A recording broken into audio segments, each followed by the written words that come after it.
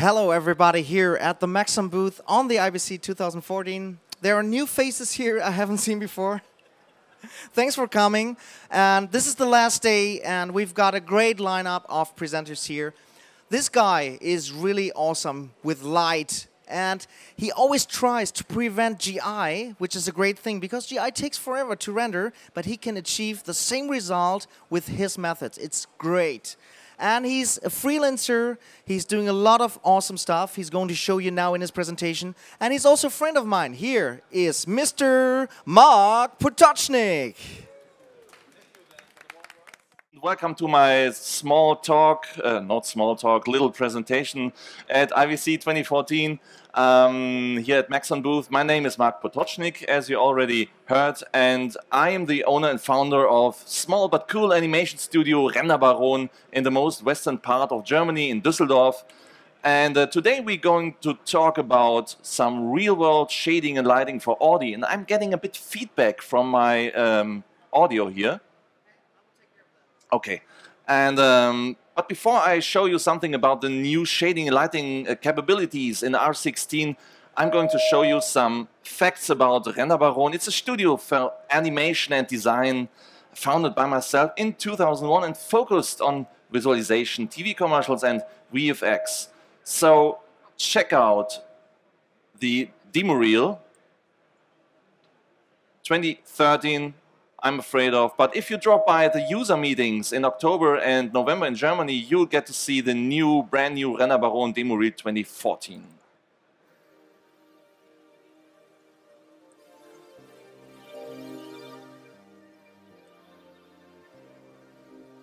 Bisschen mehr Audio. Mhm. Einfach. Okay. Alles klar. Hier gibt es immer noch ein bisschen Feedback.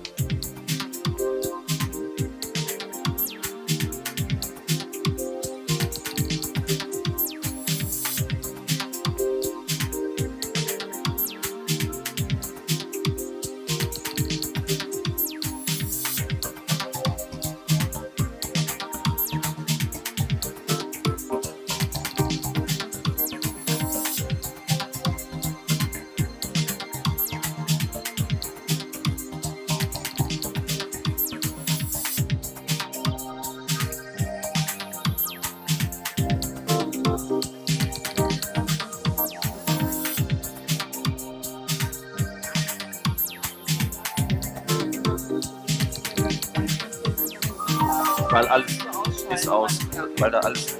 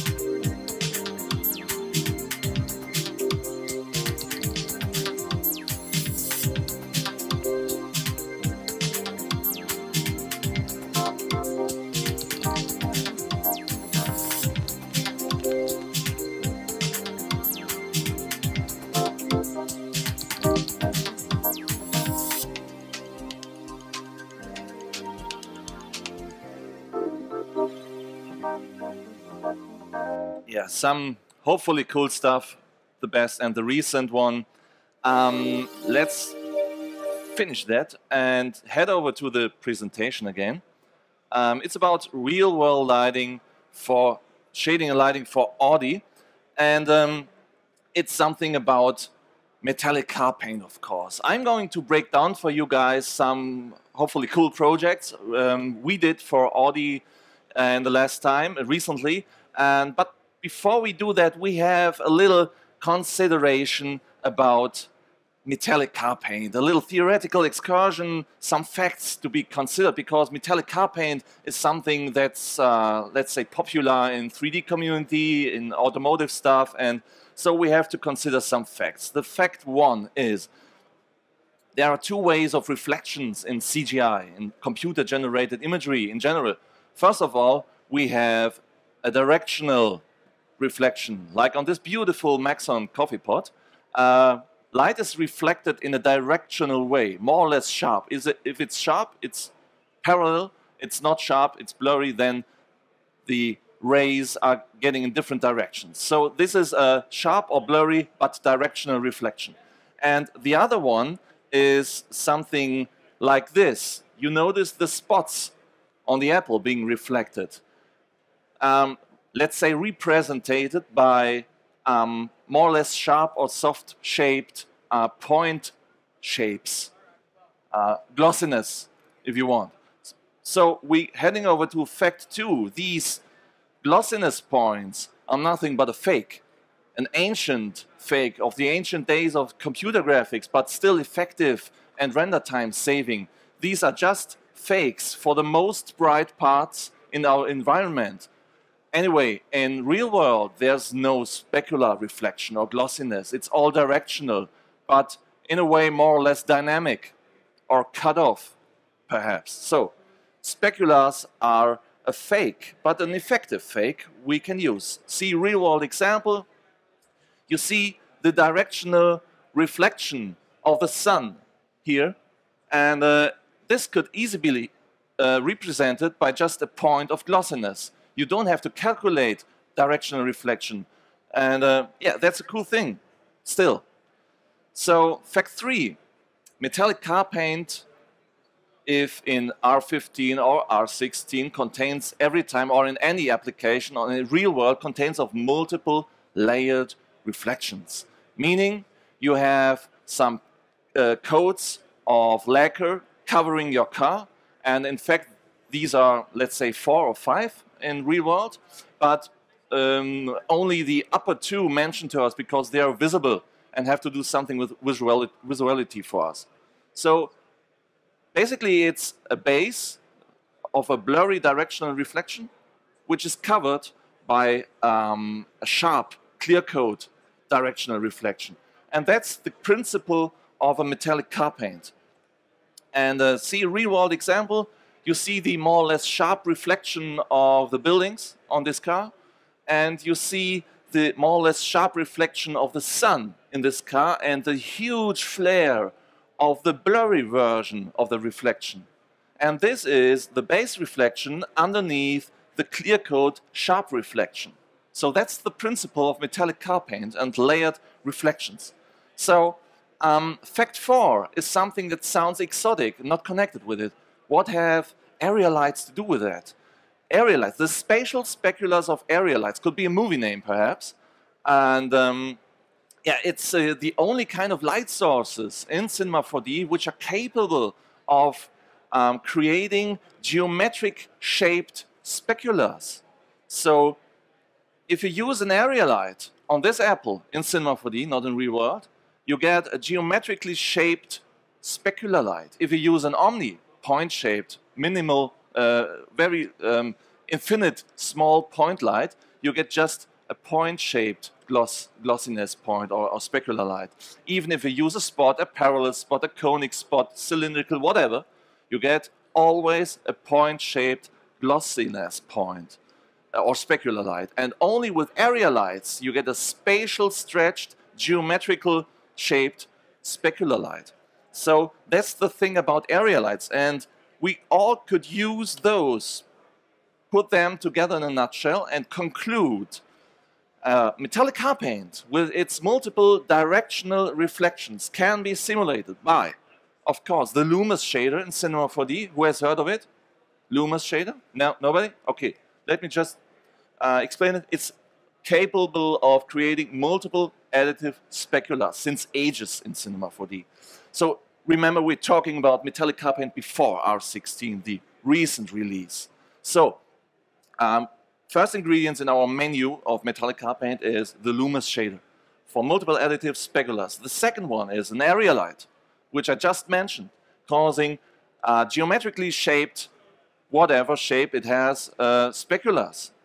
And the third ingredient is an additional directional sharp reflection by a covering clear coat, perhaps. So these are the ingredients for our metallic menu, but back to topic. I'm going to break down for you now a project which I contributed the final scene to. This movie was produced by a production company, Kropak Media in Ingolstadt in the south of Germany, and I contributed the final scene. And it's about metallic car paint before R16. So let's check out the movie. Or basis for production of CO2 neutral Audi e-fuels. With Audi towards CO2 neutral mobility. So you see all this stuff here with having to do with reflections, multiple layered reflections. You have a naturalistic metallic car paint, but remember, this is still before R16. How did I do that? With the ingredients I just explained to you. When I get outside of the movie, and get back to my presentation. So here we are. We can break down the shading of this stuff. So the first ingredients in our metallic car paint is, of course, a colorizing, a tinting ingredients. It's just a color. And this color is overlaid in a multiplicated onto it by a Fresnel shader. You recognize it? Ow. Here we are. You notice it? There's a gradient depending on the viewing angle, and the car is getting darker the lower the viewing angle gets. So that's called a Fresnel effect, a Fresnel shader in Cinema 4D. And this underlines the viewing, the dependency of the viewing angle of the lacquer. So the next thing is to activate the luminance channel, which is responsible for self-illumination. In a more abstract way, I put in a layer shader, which is capable of stacking shaders onto each other. And as a basis, I used a Loomis shader, which I just described to you for multiple additive speculars. And on top of that, I'm going to put a noise, a small scaled noise, just a few moments later. So here we are, inside the Loomis jungle of speculars. And it's capable of creating one till three speculars. And just because you're an artist, check out the colors. They're ranging from a very greeny blue for the spikes of the specular to a more warm reddish blue for the bright, the white specular. So you get a bit more tension by using something that is slightly complementary in terms of color. So just thinking visually. So this might look quite good. Let's check out these speculars. And here we are. Only the Loomis shader creates something like a perhaps metallic effect. So the next thing is darkening. Why darkening? Because I just multiplied this noise I talked about to you guys. And this noise in detail here is just simulating something like metallic flakes or something like that. So here we are with a clear coat, or the representation of the clear coat. It's a perfectly sharp, reflecting, activated reflectance channel, of course, with a Fresnel effect in it. And it's not perfectly sharp. It has perhaps 1% blurriness to avoid a too mathematical correct appearance. So basically, this is it for the car paint, but where are the area lights? Well, the area lights are here. It's basically just one area light, and by the geometrical shape, you see the difference between a spotlight with its conical appearance and an area light with its freely definable geometrical appearance. So you might imagine that a spatially shaped light like this might also cast a spatially shaped specular light on the side of the car. And that's the whole magic behind this technique, because you see that? You see the directional reflective representation of the environment here on the door of the car. But you also see an underlying, very blurry version of that. Why is that? Because it's just a carefully positioned area light, I showed you that right now, which is casting a geometrically shaped, very blurry specular light. That's all. So this is it without the area light, and this is it with the area light. And to compare that, this is the area light exchanged to an omnilight with a point-shaped specular light. You notice the difference? That's the difference between area lights with geometrically shaped speculars and point lights with just point-shaped speculars. So that's the whole deal about that. So let's conclude. Multiple directional reflections can be simulated with a Loomis shader, area lights carefully positioned, and additional directional sharp reflection. So that was it for metallic car paint before R16. So let's step back a bit and see the bigger picture, so we get to know the compositing of the raw rendering. This is the final rendering in one pass without any retouching or something like that. Some level correction only for the sky, color correction for the fuel station and the floor, some glow, vignette, and depth of field in post-production, and some motion blur in post-production, of course, chromatic aberration and grain. So this technique is capable of great realism because you're very versatile, you're very flexible, but you have to know what you're doing. So let's see some more examples. Great realism even without global illumination, ladies and gentlemen. So in late 2013, I did some shading and lighting for this production company in Germany, Kropak Media, which were staging the Audi piloted driving at the CES Fair 2013 in Las Vegas. And I contributed some shading and lighting, and here are some stills, some test still frames from this project with the same technique. Remember, there's no GI, this is just simple illumination, some intelligent shaders, and the technique for the metallic car paint I just showed to you. And yeah, I think that looks nice. So this technique is capable of great realism, but it's a bit tricky to set up.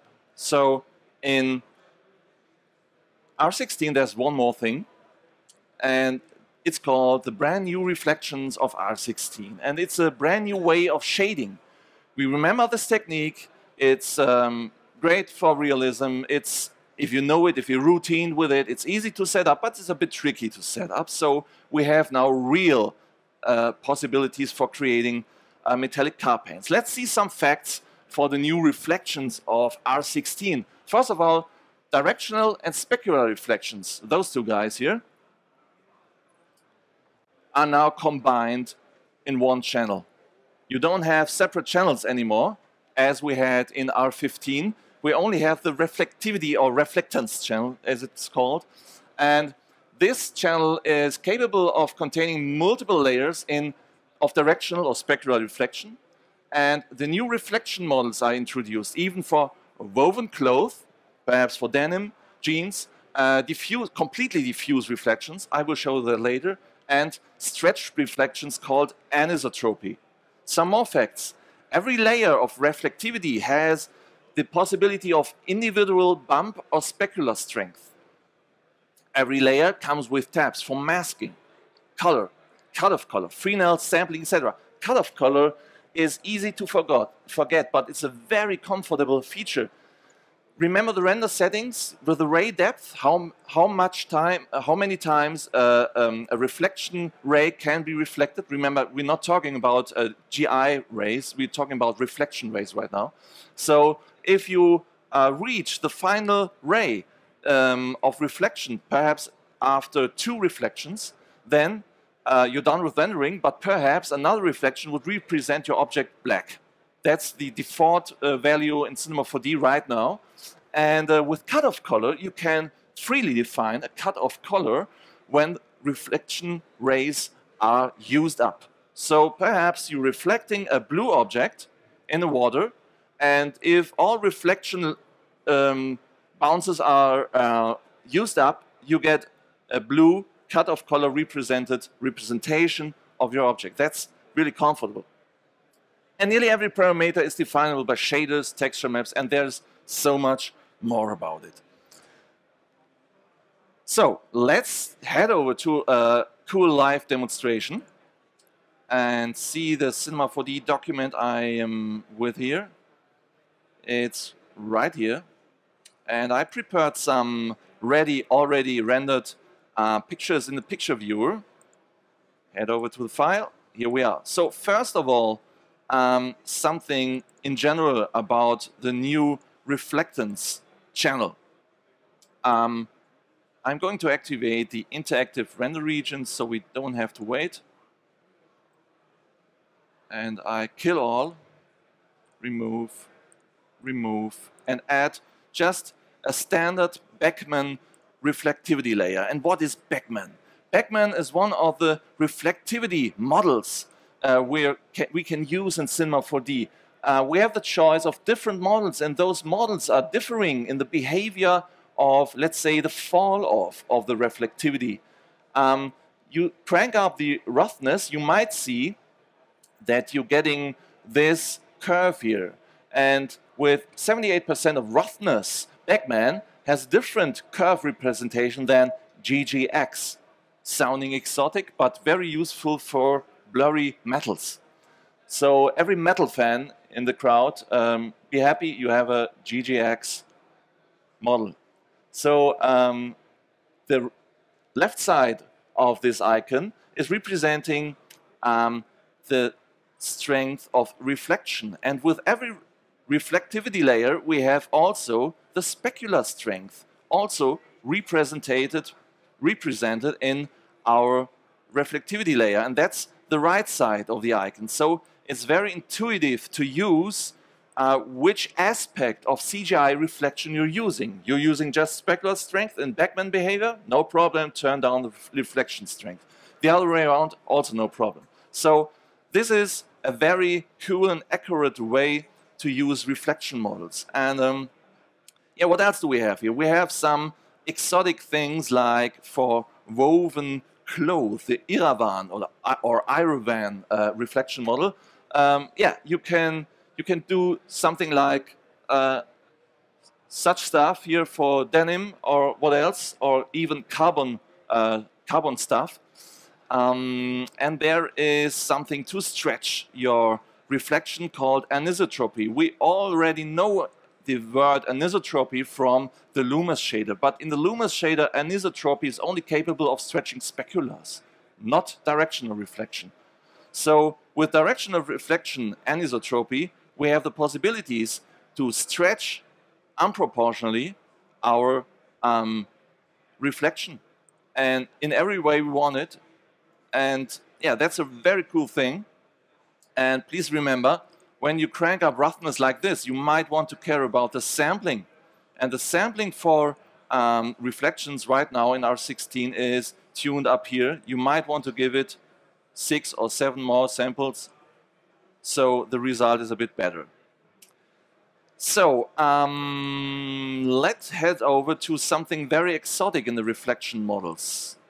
Lambertian. There are 2 models here, Lambertian and Oranaya Diffuse. Well, in the Cinema 4D community, there's a rumor circulating that the new Reflectance model is containing a material system in itself. Well, I want to put those rumors to rest because it's not true. We have certain aspects of materiality which are certainly not covered in reflectivity, like displacement or transparency, self-illumination. Okay, not to mention, but this model, this reflection model, is by definition something as a complete diffuse reflection. Just imagine the reflection blurred to 100%. Then you get a behavior like this, like a perfect diffuse reflecting, only color reflecting material, and nothing shiny or directional reflecting like this wall here. So this is perfect for accurate simulation of the perfect diffuse reflection. But there's one thing.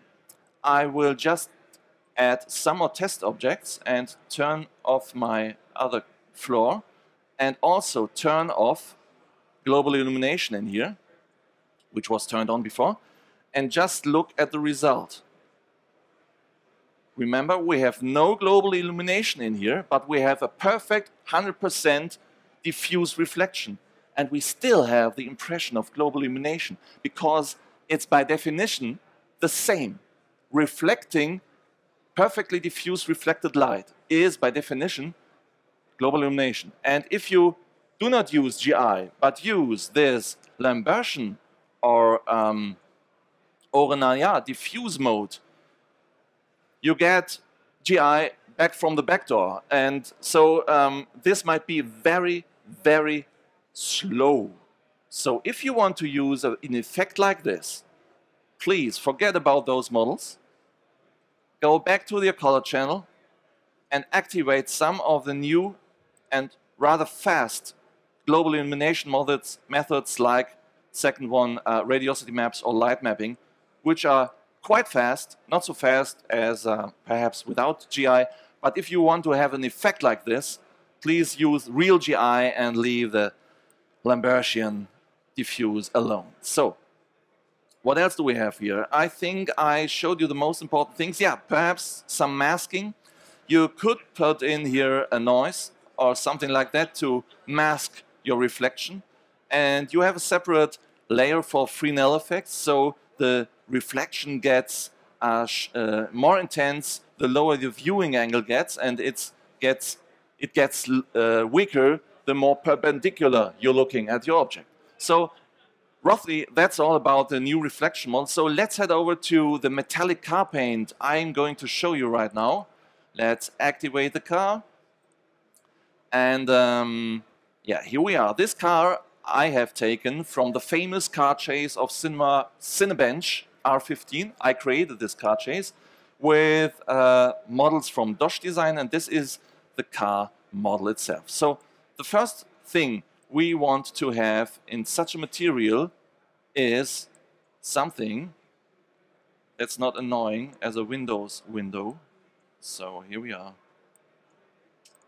Something coloring.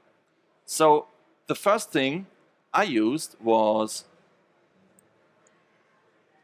a Fresnel shader. But the Fresnel shader has only one knot.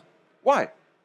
I'm going to put another knot in a bit later, so we're having a bit of variation on the color. But for now, it's just one knot in the Fresnel shader, so no variation depending on the viewing angle, and everything's just blue. That's the basis for our metallic car paint. So activate the Reflectance channel and head over to the layers I fed in by clicking add. I activate the base specular channel. And what's that? Suddenly we have something here that's called legacy. Oh my god, something old, something evil. But remember, additional to the new reflection models, we also have the old reflectivity model, directional reflection from before R16, and specular, Blin and Fong, also from before R16. And those models have an advantage and a disadvantage. The disadvantage is those are not totally correct as Beckman or GGX, but the advantage is they're very intuitive to manipulate. You can do some inner width, some fall off, something that's nothing to do with physicality, but or with physical reality, but it's more intuitive. And remember always this, the term, it doesn't have to be correct, it just has to look correct. So we use, without any bad feelings, the legacy thing here for the just specular, and can manipulate it as we want to have as a basis a very wide representation of a very wide blurry reflection just by a specular. It is only specular, it's rendering very fast, but as a basis that's perfect. So additional to this basis, I'm going to add some directional reflection, also blurry. So for blurry reflection, I crank up the 25% roughness of my GGX model. GGX is perfect for blurry reflections. And yeah, I crank up the reflection strength as well. It's possible to do it over 100%. So if you want to tune up or emphasize your reflectivity for visual reasons, besides physical correctness, then use more than 100%. It's possible. And of course, this reflection is colored. This might not be physical correct as well, but who cares? We're doing CGI. Nothing is physically correct. We're faking images, guys. So let's head over to the visual correctness of the results. So here we have another very important thing. It's the flakes. And flakes in the metallic car paint are pigments made from aluminium or brass, mixed in the lacquer, and spread all over the car, which are causing a glittering effect in sunlight or direct light. And these flakes in render engines like V-Ray, they use a texture map for that, a freely definable texture map, procedural texture map, I think, which means a shader. So we use a shader too. I used, in my layer mask tab, I used a noise, a very small scaled noise. With 100% it looks like this, like a very pixelated noise. But that's the nature of the noise itself. It's not a resolution issue. So I turned that down to 3% and put it into a colorizer channel and color it. Excuse me, we have some issues with feedback here. And by this I colored the noise. And yeah, we're using it with also with a Blinn legacy specular reflection, and that's the result. It's the result that within the most brightest part of reflection, we get to see the separate flakes. Let's head over to the picture viewer and see some already rendered pictures of that. So here we are with a real-world example. Around the reflection of our sun, there are the flakes grouped around in a huge flare. Of course, they are spread all over the car, but they are most visible in the central areas of reflection. So here are the steps we already taken: the color, the base specular, the base directional, and here we are with the flakes. Perhaps a bit too heavy, perhaps a bit too big, but you have to see something during presentation, so that's okay. And what you also might notice is that the flakes are centered in a very bright way around the center reflection. So I used some more flakes. I copied my flakes layer, used it with just an uncolored noise with a more narrow specular, and here we are. Flake center does the same effect, subtle but effective. So here we have another flakes layer, and we're finally done with the metallic coat. So this is the metallic coat. Wow, the metallic coat. It's just a clear coat, just a sharp reflection masked by a Fresnel shader. You can use Fresnel either in the Fresnel tab or as a shader in the mask shader. And this is ensuring that the reflection is getting stronger the lower your viewing angle gets. So yeah, that's basically just a backman without any roughness and so on. And remember the Fresnel shader in the color channel from the beginning? there's still no second knot. So I will add a second knot and a darker version of our blue. So here we are. We have an additional dependency on the viewing angle. And when we use the Fresnel shader instead of just a simple color, we get this effect. You know the difference? So this is the Fresnel effect added to our base color. And look at that. Beautiful metallic effect. A completely range of, let's say, phenomenon you would expect from a metallic car paint in Realworld. So that's it. And one more thing. When we activate the bump channel and feed in a small scaled noise as well, you might expect that every specularity layer is influenced by that. But you can define that individually. No reflectivity layer here has a bump strength of higher than 0% except my clear coat, which has 100%. And the result is that we get an irregularity in our clear coat, which makes it a bit more natural, as if it was applied by craftsmen. So this is an analog effect you also see in Realworld. And it's only by a noise in the bump channel influencing just one layer of reflectivity. So back to topic. I'm going to show you guys in the remaining 20 minutes a second project. Also a movie by Kropak Media in Ingolstadt in Germany. It's called Electromagnetic Immunity. And it's just an excerpt. And it's got something to do with reflections of R16 apart from car paint. And we did this movie already in 2013. But the excerpt you will see is done in R16 already. So I have to get back. Here we are.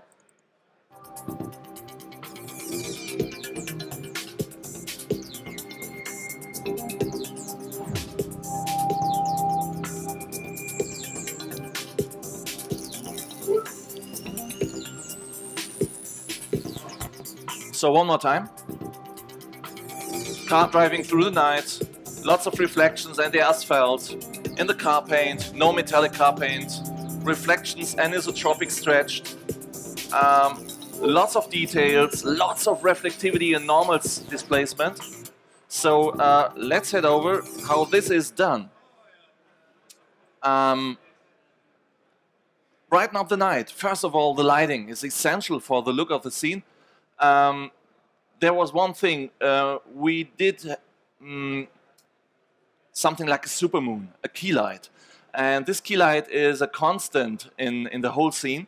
So this was the first ingredients in our lighting, in the lighting setup. And as a second ingredient, I added a light dome. And the light dome is a construct of point lights grouped to a semi-spheric construct, like an array. And you use that huge scaled above the whole scene to get a diffuse light even in the shadowed areas.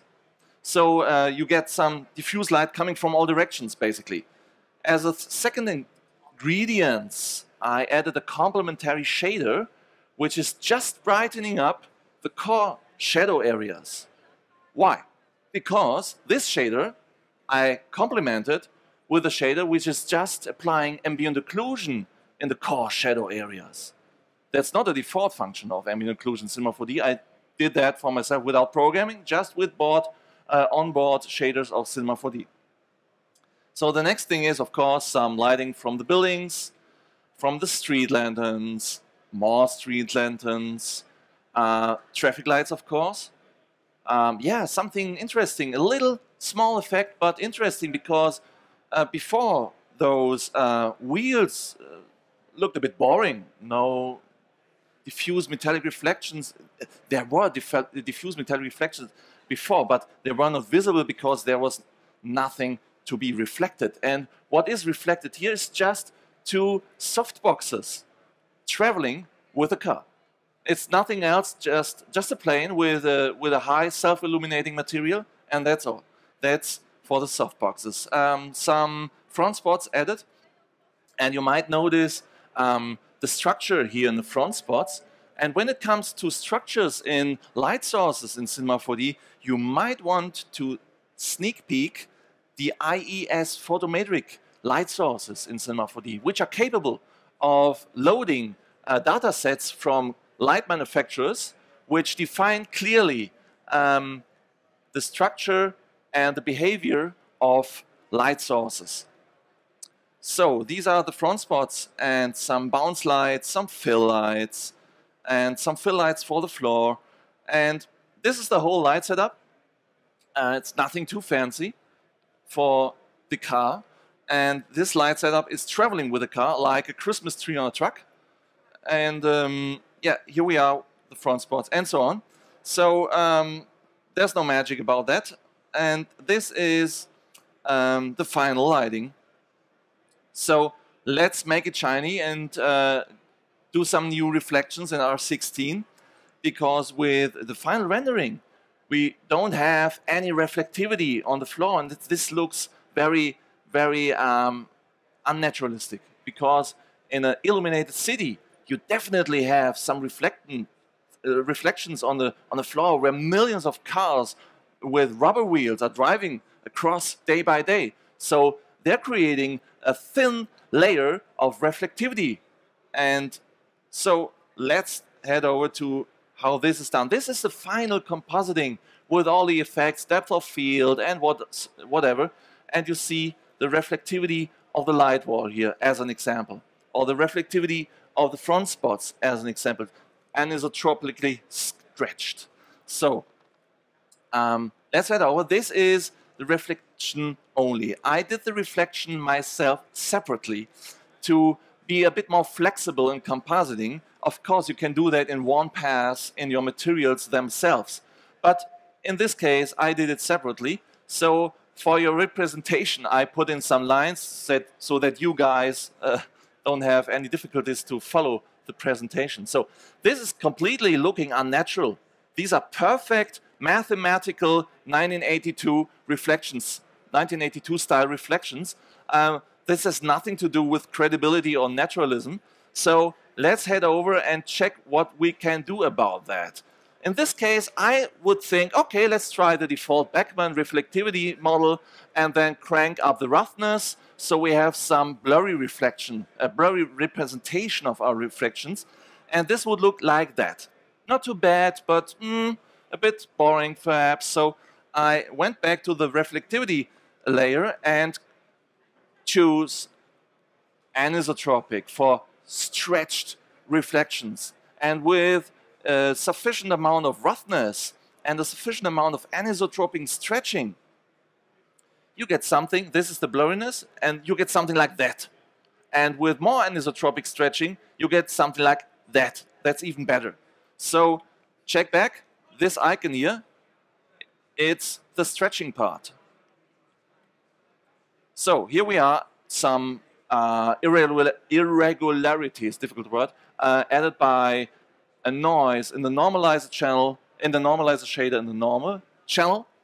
So this is for irregularities, and now I have masked my whole reflection layer with a Fresnel effect, so that it gets stronger the lower my viewing angle gets. And just remember, ladies and gentlemen, one important thing about that. If you mask the amount of reflectivity in your picture with a Fresnel shader, perhaps to 10% of your original amount, then you also reduce your render time on 10%, because only this amount of reflectivity has to be rendered.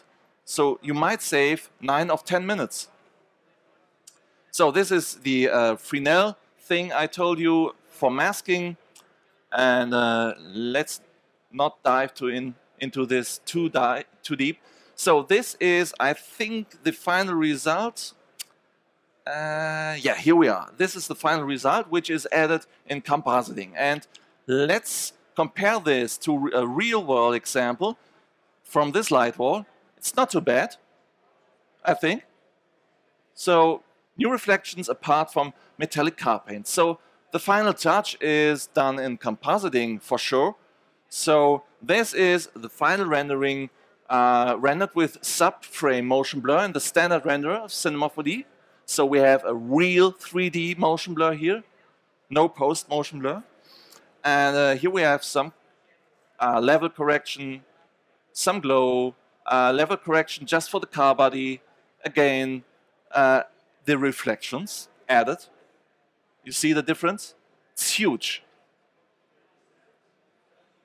So some more extra glossiness, some more reflections for the glass, the reflections of the front spots separately, and glow, 3D flares, bokeh, another bit glowing for the direct lights, and depth of field. And that's the whole picture. So from another perspective, making it shiny, making it beautiful, making it analog, realistic, credible, whatever. So here we are. The second part of this short sequence I showed you is the circuit board. And that's also stacking new reflections in R16. As a basis, I again used some of this mod noise, this box-shaped noise, as a basis for the circuit board. And this box noise is overlaid with a circular small gradient. And this gives the illusion, just by the way, this simple step gives the illusion that there is something happening underneath this surface. It gives the illusion of a very simple, perhaps subsurface scattering, something like that. It's just as simple, it's a psychological trick, of course. So remember, it doesn't have to be correct, it just has to look correct. That's the whole thing. So this is the noise overlaid by a gradient, tiled gradient. And here we are adding some more ambient occlusion, of course, in a layer shader, and adding some more shadow luminance. It's the same effect as I did for the asphalt in the core shadow areas of the street. And yeah, here we are, not diving into deep. So the next thing is reflectance, re-reflectance, anisotropic reflectance. You see how much this blur reflection is stretched.